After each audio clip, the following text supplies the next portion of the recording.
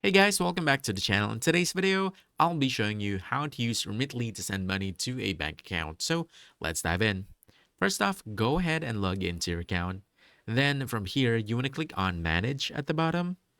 Then from here, you want to choose where you're sending the money. Let's say Australia. Then after that, go ahead and click Send. From here, you want to choose the amount that you will be sending. Let's say, for example, $100.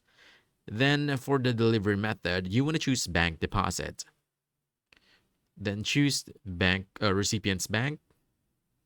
Then you want to choose the payment method here. Let's say, for example, debit. After that, go ahead and press continue. And then on this next page, all you have to do is just fill in the recipient's bank details. After that, just go ahead and follow the prompt. And basically, that's it. Now you know how to use Remitly to send money to a bank account. So if you found this helpful, don't forget to hit that like button, subscribe for more quick guides, and I'll see you in the next one. Thanks.